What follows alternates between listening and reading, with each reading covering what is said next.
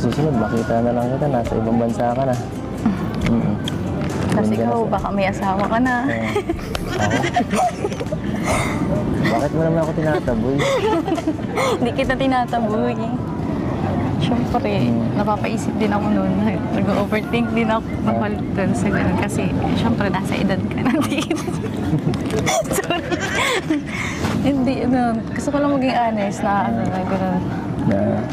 Na nag-OT ako sa sa magiging pagdating ng panahon. Tsaka di rin naman ako 100% na umaasa kasi yun, ayoko masaktan. Alam mo na yun? Tsaka, kasi yun, di ba natin alam kung ano mangyayari sa mga susunod na taon.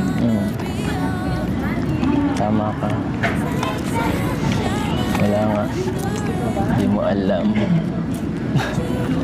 Hayaan mo na yung mga masyado kong mag-isip sa long term eh. Basta fokusan mo yun ngayon. Pakita mo sa mahal mo yung pagmamahal mo sa kanya at araw-araw at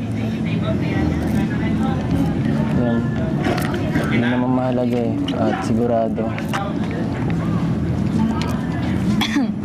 hindi yun basta-basta magbabago kung palagi ka namang nag-show up.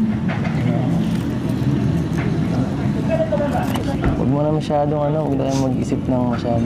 Matagal pa yun eh. Enjoyin ta muna yung ngayon. Okay ka lang? At parang nakatitiri ka.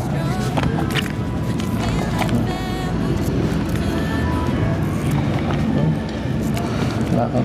Wala, Hindi, tears of joy yan kasi syempre nandito tayo. Namiss ko kasi ito eh. Yung magkasama ulit tayo ng ganito. Wala nang dati. Ako rin. Kung ano nang ginagawa.